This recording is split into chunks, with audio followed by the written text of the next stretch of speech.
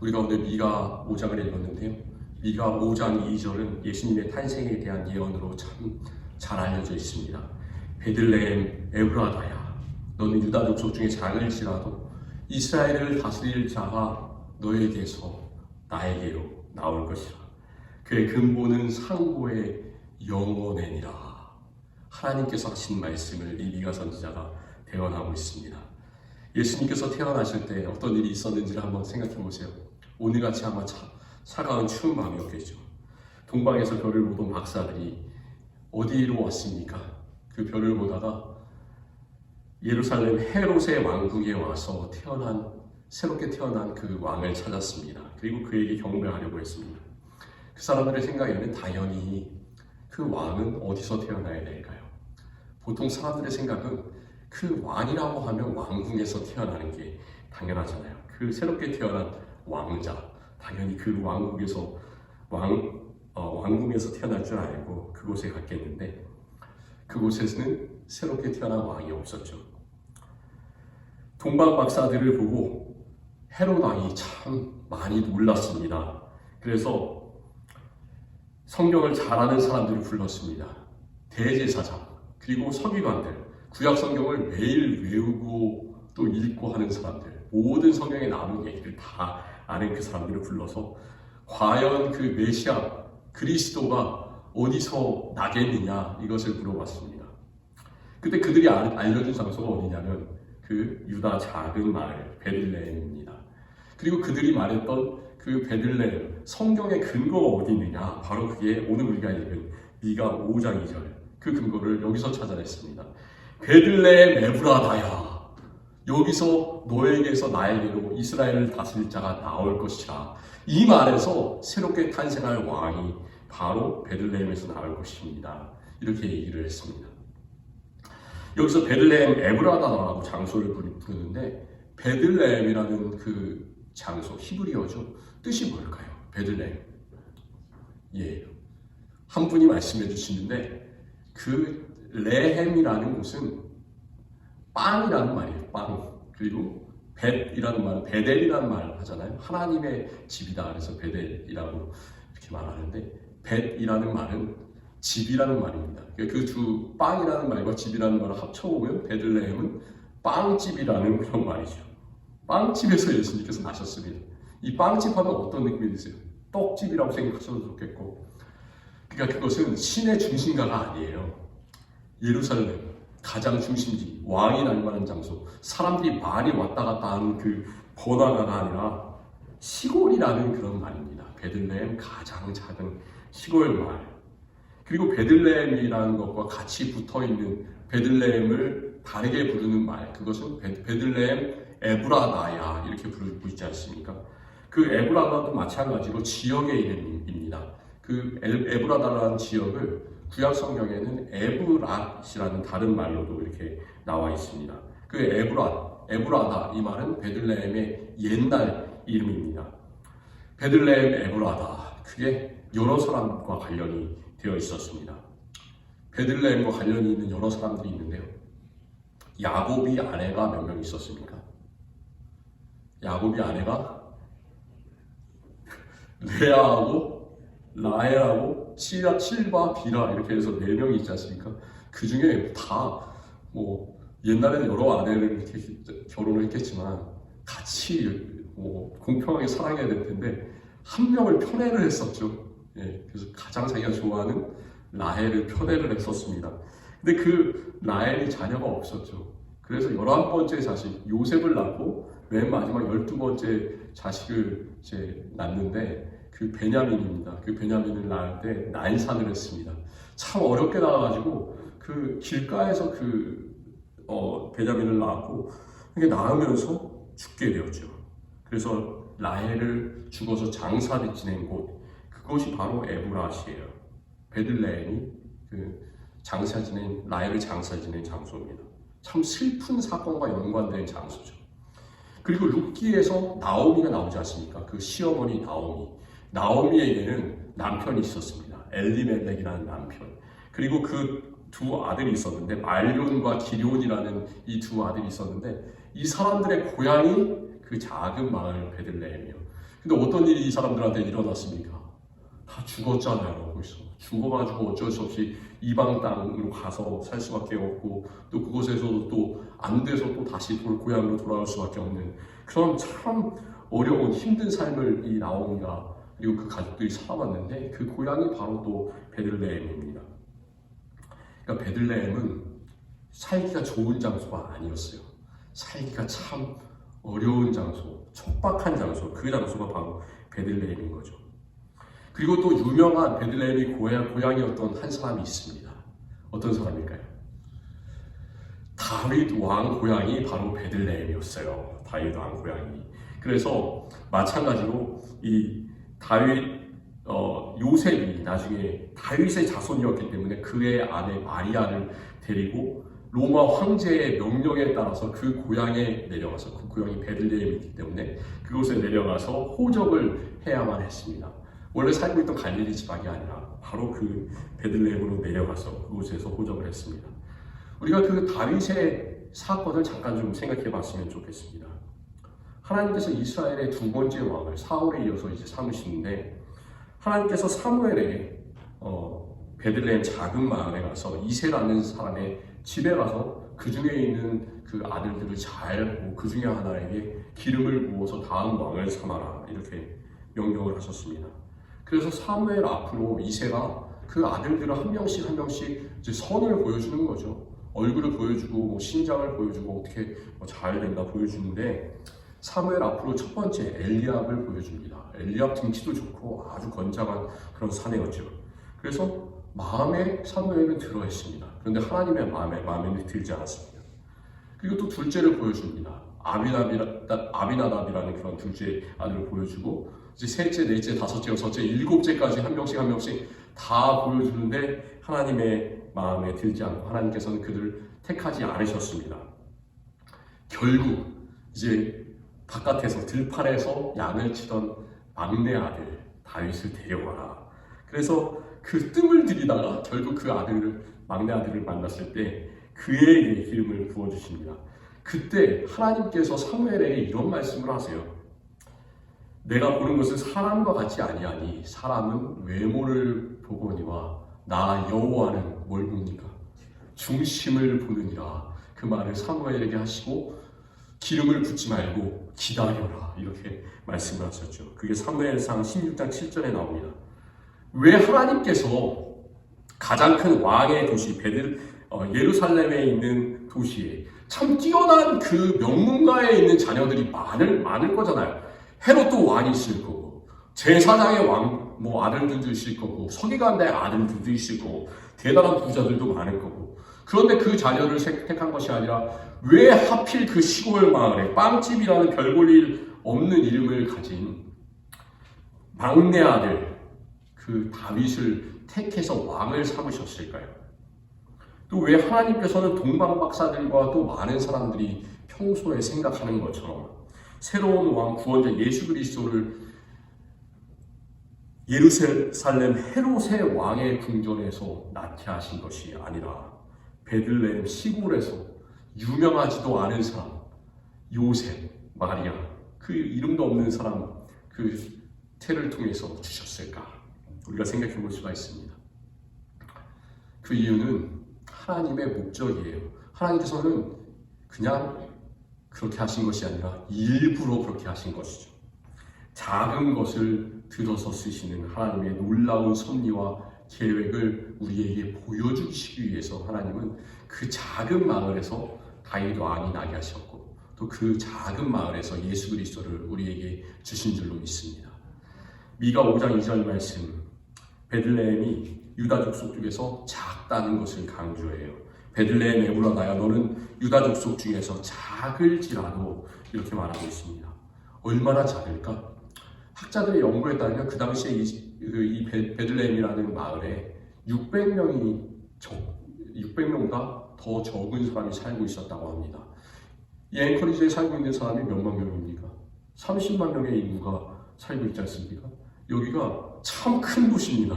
그런데 이 도시에 비하면 이 베들레헴 600명만 살고 있는 도시도 아니죠. 그냥 아주 작은 시골 마을.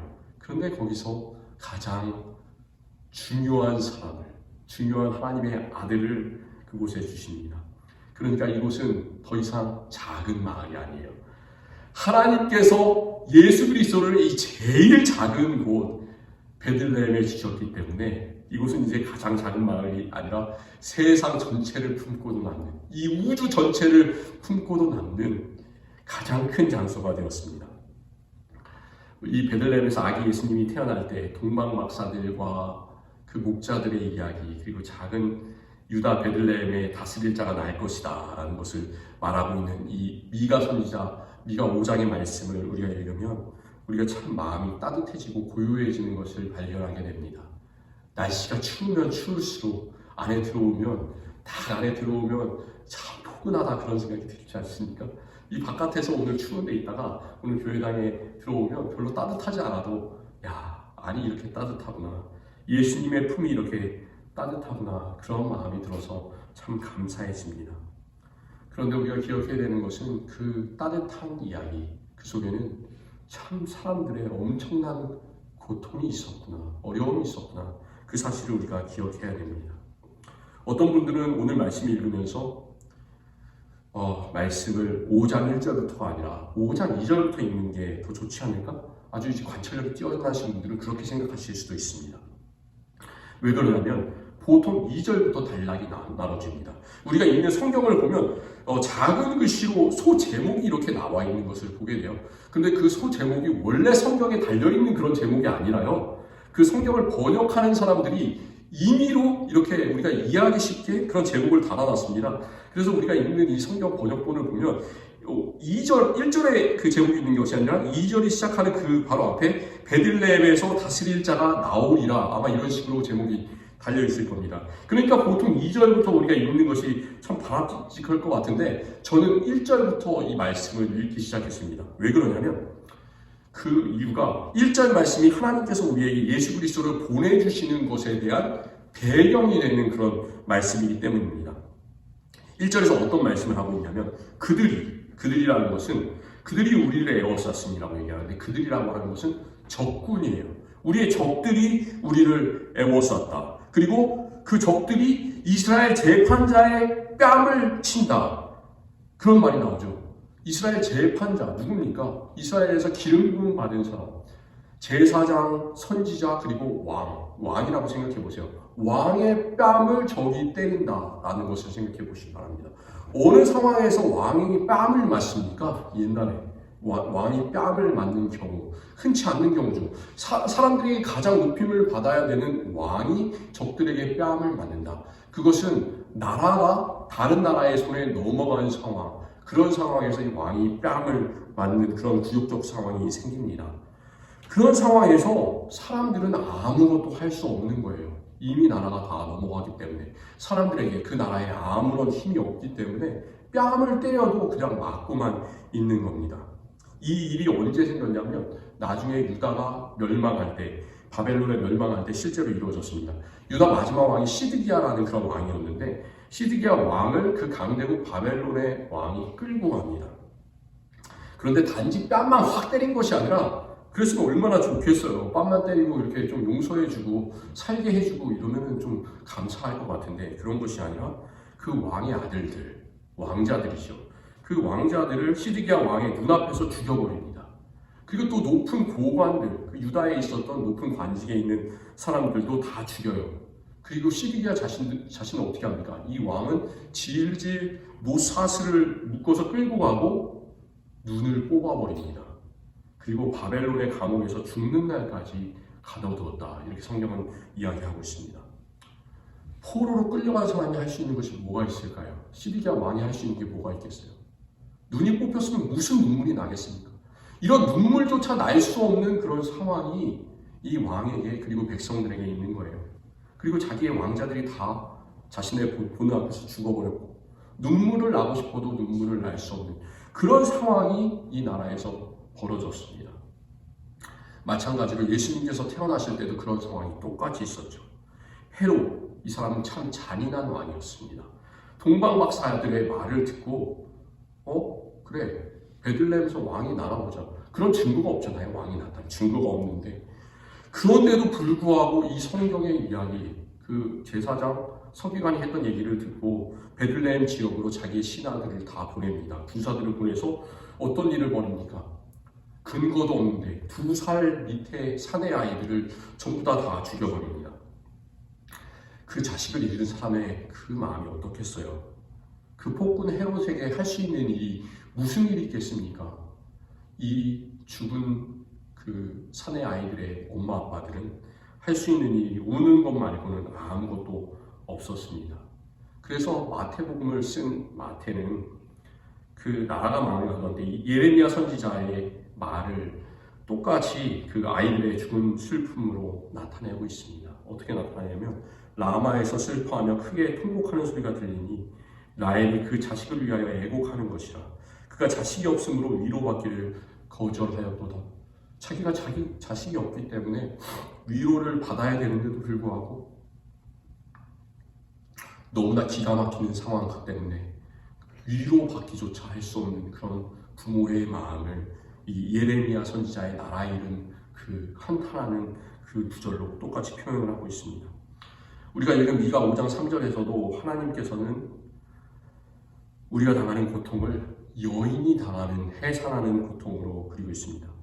여러 번 말씀을 드렸지만 세상에서 많은 고통이 있는데 해산하는 고통보다 더 큰 고통이 어디에 있겠습니까? 우리가 예수님을 구원자로 믿는 이유는 이것 때문에 믿어요. 이것 때문에. 세상의 법칙은 강한 자가 힘을 발휘하고 약한 자는 이렇게 맞아도 어찌할 수도 없고 눈물을 흘리고 짓밟히는 것 말고는 정말로 아무것도 할 수가 없는 그런 세상입니다. 옛날에 이런 말이 있었잖아요. 어떤 살인범이 이런 말을 했는데 유전무죄, 무전유죄다. 돈 있는 사람은 죄가 없고 돈 없는 사람은 죄가 있다. 오죽하면 그런 말까지 이 세상에서 생겼겠습니까? 그런데 하나님께서 세우시는 법칙은, 하나님 나라의 법칙은 이런 세상 사람들, 돈이 있으면 죄가 없고 돈 없으면 죄가 있는 권력자가 마음대로 그 쇠사슬을 자기의 권력을 휘두르는 그런 것과는 관계가 없는 법칙을 하나님께서는 세우고 계십니다. 하나님 나라의 법칙을 세우고 계세요. 우리는 이 세상 법칙에서 살아가는 사람이 아니라 하나님의 법칙대로 살아가는 사람인 줄을 믿습니다. 하나님의 법칙은 어떤 법칙이에요? 처음 된 자는 나중되고 또 나중된 자는 처음 되리라. 그것이 바로 하나님의 법칙입니다. 세상에서 가장 낮고 굴욕적인 십자가, 사형틀이잖아요. 이 십자가는 대단한 것이 아니라 실제로 피가 질질 흐르고 그곳에서 사람이 로마에서 가장 잔혹한 처벌을 받아서 울부짖으면서 죽어갈 수밖에 없는 그 사형틀인데 그 사형틀을 가장 하나님께서 아름답게 세상의 모든 사람을 구원하는 장소로 이 십자가를 만들어 주셨습니다. 그것이 바로 하나님의 법칙입니다. 그리고 세상에서 아무런 능력도 없고 말을 잘 할 수도 없는 우리들을 불러 세우셔서 구원하여 주셔서 예수 그리스도의 복음의 증인이 되게 해주신 것. 가장 미련했던 그 사람들, 12제자들, 주로 직업이 뭐였습니까? 그 사람들 어부잖아요. 배운 것도 없는 사람들. 그 사람들을 불러서 정말 가장 강한 하나님 나라의 복음의 메시지, 그 메시지를 들을 때 3,000명이 마음이 찔려서 예수 그리스도께로 돌아오는 그런 하나님의 사람으로 사용해 주시는 것. 그것이 바로 하나님 나라의 법칙입니다. 우리를 아무 힘도 없는 사람들을 왕같은 족속으로 거룩한 제사장으로 또 하나님께 속한 백성으로 세워주시는 것, 그것이 바로 예수 그리스도의 법칙입니다. 그리스도를 통해서 일으켜주시는 이 놀라운 변화를 우리가 오늘 읽은 7절에서 이렇게 말씀해 주고 계십니다.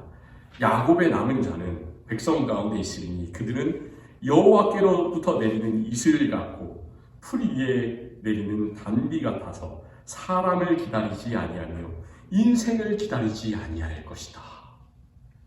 우리가 이렇게 살고 있습니까? 이것은 1차적으로는 새롭게 오시는 메시아 예수 그리스도에게 하시는 그런 예언의 말씀이에요. 예수님은 진짜로 이렇게 하셨습니다. 그 남은 자의 구원자가 되셨어요. 그리고 예수님께서는 절대로 사람을 기다리지 않으시죠. 인생을 기다리지 않으십니다. 절대로 인생을 기다리지 않고 오직 하나님께 의지해서 하나님의 뜻을 펼치시고 하나님께 순종하셔서 그 마지막 고통의 잔을 받아서 십자가에 못 박히셨던 분, 그분이 바로 예수 그리스도시죠. 그리고 바로 사람을 기다리지 않고 인생을 기다리지 않을 것이다. 이 말씀은 우리에게 하시는 그런 말씀입니다. 여기서 남은 자가 나와요. 야곱의 남은 자는 많은 백성 가운데 있으니 그 남은 자는 원래 버려진 사람이에요. 아무 힘도 없는 사람들. 이스라엘 나라가 멸망하고 그 아수르와 바벨론 제국에 사람이 끌려갈 때 어떤 사람이 끌려갔을까요? 그 끌려갔던 사람들은 별 볼일 없는 아무 힘없는 사람들이 아니라 쓸만한 사람들을 그들이 데리고 갔습니다. 쓸만한 사람들. 다니엘 같은 사람들, 다니엘의 세 친구 같은 사람들은 원래 똑똑했던 사람이에요. 쓸만했던 사람들. 그런 사람들을 다 데리고 와서 자기네 왕궁에서 사용하고 제국에서 사용했는데 엘리트 계층들은 데리고 왔는데 가난하고 아무런 능력이 없는 사람들은 끌어가지 않고 그들은 원래 있던 땅에 그냥 버려졌습니다. 힘없고 돈 없고 아무런 뛰어난 배경도 없는 그들이 어떤 일을 할 수 있었을까? 지도자가 없어요. 지도자가 될 만한 사람들은 전부 다 그 큰 나라로 끌려갔습니다.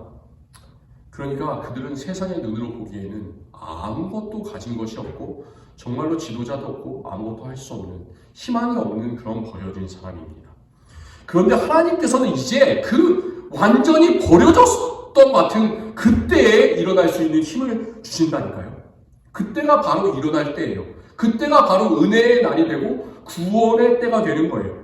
세상의 눈으로는 버려진 자들이지만 하나님께서는 그들에게 그때 힘을 주세요. 하나님께로부터 내리는 이슬 같고 풀이에 내리는 단비같이 세상을 바꾸는 생명수의 역할을 그 남은 자들을 통해서 해주심을 우리는 바라보게 됩니다. 우리가 바로 그런 사람들입니다. 오늘 말씀을 읽으면서 하나님께서 그리스도를 통해서 회복시키시고 사용하시는 그 남은 자들이 바로 우리들이구나. 그 사실을 우리가 잘 기억했으면 참 좋겠습니다. 우리는 때때로 좌절해요. 때때로 나는 할 수 있는 힘이 참 적구나. 가진 것이 없구나. 그리고 참 약하구나. 건강도 없구나. 이런 생각을 합니다. 우리가 베들레헴처럼 작고 여러 가지 고통을 당하고 또 때때로 우리가 찬양했던 것처럼 눈물도 나고 그렇지만 우리는 사람을 기다리지 않고 인생을 기다리지 않는 사람들입니다. 우리가 기다릴 것이 무엇이 있겠습니까? 우리는 다른 사람의 배경에 의지하는 것이 아니에요. 오직 하나님께서 주시는 힘에 의지하는 사람, 오직 예수 그리스도에 의지하는 그런 사람입니다. 다른 사람들, 세상의 법칙은 모든 수단들을 써서 조금이라도 강해지려고 노력하고 사실 행위로 구원을 받으려고 하는 사람들이 세상에 참 널렸습니다. 뭔가를 조금 더 해서 세상에서 잘 살아보겠다. 그리고 교회에서도 마찬가지로 뭔가를 조금 더 해서 그렇게 좀 인정을 받아보겠다. 그런 사람들이 참 많이 있지만 오직 가장 작고 미련해 보이는 그 예수 그리스도의 십자가의 의지에서 힘을 얻고 절대로 흔들리지 않는 사람들이 바로 우리들입니다. 고린도전서 1장에서는 이런 말을 사도 바울이 하죠. 사도 바울은 인생 전체가 고통이에요. 괴로움이에요. 그가 사람들을 예수 그리스도를 믿는 사람들을 박해하러 돌아다니는 그 포악자였다가 이제 예수님의 사람으로 변화되고 나서 그리고 이제 이방인의 사도로 부르심을 받고 나서 인생이 180도 달라졌지만 그 180도 달라진 인생은 그에게 기쁨을 선사해주는 그런 인생이 아니라 완전히 세상적으로는 그를 골로 가게 만드는 인생이었죠. 돌을 맞게 하는 인생이었죠. 정말로 세상에 별 볼 일이 없는 인생으로 변하게 되게 됐습니다. 그런데 그가 고통당하면서 그런 말을 하잖아요. 고린도전서 1장에서 하나님의 어리석음이 사람보다 지혜롭고 하나님의 약하심이 사람보다 강하니라. 그가 이 말씀을 할 수 있었던 것은 그 가장 자신의 약한 가운데서도 그 육신의 질병이 있는 가운데서도 또 이런 고난을 겪는 가운데서도 그 예수 그리스도의 돌보아 주시는 은혜를 경험했기 때문에 그는 그런 놀라운 구절들을 자신이 세운 교회, 고린도 교회의 성도들과 나눌 수가 있었습니다. 예수님께서 우리를 다스리는 방법은 세상 것과는 완전히 정반대입니다. 세상 군대, 세상 왕들이 다스리는 방법은 세상의 가장 강한 힘을 동원하고 군대를 동원하고 다른 세상 사람들에게 많은 세금을 물리게 하고 꼼짝 못하게 하는 정치적인 수단을 써가지고 통치하지만 우리 구원자 예수 그리스도는 오늘 4절에서 말씀하시는 대로 여호와의 능력과 그의 하나님 여호와의 이름의 위엄을 의지한다 라고 말합니다. 그리고는 왕자에 올라서 그냥 명령을 내리시고 말만 하시는 그런 분이 아니라 예수님께서는 4절 말씀에 의하면 서서 목축하신다고 말씀합니다. 서서 목축하신다. 예수님께서 오실 때 들판에서 추운데 양을 치던 목자들을 한번 생각해 보시기 바랍니다. 그 목자들이 어떻습니까? 24시간 양을 쳐야 되죠. 들어가서 잠을 잘 틈도 없이 잃은 양이 길을 벗어날까? 아니면 이리떼가 와서 그 양 한 마리 한 마리를 공격하지는 않을까? 이렇게 걱정하면서 양을 쳐야 되는 그런 신세가 바로 이 목자들의 삶이었습니다. 예수님께서는 그런 똑같은 마음을 가지고 우리 불쌍한 우리들을 품어 안아주십니다. 예수님께서 이렇게 목축하시는 장소, 예수님께서 우리 한 명 한 명을 사랑한다 이렇게 안아주시는 그런 장소에서는 전쟁과 갈등이 일어나는 것이 아니라 5절 말씀 우리가 읽은 것처럼 이 사람은 평강의 왕이 될 것이다. 이 사람은 평강이 될 것이다. 이 말씀처럼 예수님께서 다스리는 그 모든 곳에는 평화가 넘쳐납니다. 우리 인간의 세상은 어디를 가나 참 어려움이 끊이지 않습니다. 갈등이 끊이지 않습니다. 세상 나라들의 정치에 있어서도 그렇습니다. 요즘에 전쟁이 일어나는데 전쟁은 항상 강한 나라가 승리하게 되어 있습니다. 그런데 예수님의 나라에서는 세상에 힘이 강한 사람이 승리한 것이 아니라 얼마나 하나님을 강하게 의지하는가, 예수 그리스도를 강하게 의지하는가, 얼마나 그가 인생을 의지하지 않고 인생을 기다리지 않고 하나님께 의지해서 살아가는가에 따라서 그 인생이 달라질 줄을 믿습니다. 우리가 좀 넓게 봤으면 좋겠어요. 우리가 지금 참 이렇게 좁게 보면 지금 돈을 많이 버는 사람이 승리하는 것 같고 지금 건강한 사람이 승리하는 것 같고 지금 목소리가 센 사람이 승리하는 것 같지만 우리가 승리하는 가장 마지막에 그 수단은 무엇일까요? 우리가 승리하는 것은 우리가 아무것도 아니에요. 우리가 이 인생을 잘 마치고 하나님의 나라에 가서 잘했다, 충성된 종아, 너가 이 작은 세상에서 충성하였으니 내가 너에게 더 큰 것을 주겠다. 영원히 나와 함께 살 수 있는 이 놀라운 하나님의 나라를 주겠다. 나와 함께 영원히 통치하자. 이런 상을 우리가 받아들인다면 그것이 우리에게 상급이 될 줄로 믿습니다. 크게 바라보시는 우리 성도님들이 되셨으면 좋겠습니다. 우리가 인간의 수단에 의지하지 않고 하나님만을 바라볼 수 있는 우리들이 되었으면 좋겠습니다. 우리들이 참 작은 것에 연연하고 작은 것을 바라보고 있다면 이제 아기 예수를 우리에게 주신 베들레헴 에브라다야 너는 유다 족속 중에 작을지라도 너는 작은 것이 아니야. 너가 가장 큰 자야. 세상을 이 우주를 다스릴 자가 너에게서부터 하나님께로 나에게로 나을 것이야. 이 말씀 의지하면서 우리가 살아가기를 바랍니다. 하나님께서 우리에게도 똑같은 말씀을 주실 것입니다. 너 승연아 너는 참 작은 사람이지만 너는 참 큰 자구나. 내가 너를 이슬같이 단비같이 사용하여 줄 것이다. 누구누구야, 누구누구 집사야, 장로야, 성도야, 야 너는 참 이 세상에서는 작지만 너가 창대해서 너의 이름이 땅끝까지 미칠 것이다. 내가 너를 높여줄 것이다. 그 하나님의 놀라운 은혜를 받아 누리시는 성도님들이 되시기를 바랍니다. 그래서 항상 그리스도 안에서 살아가시는 힘을 얻으시는 우리 모두가 되시기를 간절히 기원합니다. 하나님 감사합니다. 이 미가 작은 사람 통해서 작은 마을 베들레헴을 통하여 예수 그리스도 놀라운 메시아가 나실 것을 예언했습니다. 정말 그 예언이 이루어져서 예수님께서 우리에게 오셨고 그 예수님께서 우리 한 명 한 명 인생을 불쌍한 인생을 구원하여 주셔서 하나님의 놀라운 사람으로 사용하여 주시니 감사하고 세워주시니 감사하고 구원하여 주시니 감사합니다. 하나님 우리의 인생 가운데서 불평하고 불만하고 참 왜 우리의 삶이 이렇게 어렵습니까? 탄식하는 소리가 아니라 그 고통 가운데서도 감사합니다. 주님 기쁨으로 누리면서 살겠습니다. 그 가운데 주님께서 주시는 놀라운 풍성한 것을 우리가 매일 누릴 수 있는 우리들 되게 하여 주시옵소서. 이 추운 날씨에서 주님께서 우리 성도들 한 명 한 명의 건강을 지켜주시고 몸과 영혼의 안식을 허락하여 주셔서 주님께서 가장 기쁘게 주님을 누릴 수 있는 이 놀라운 겨울철 되게 하여 주시옵소서.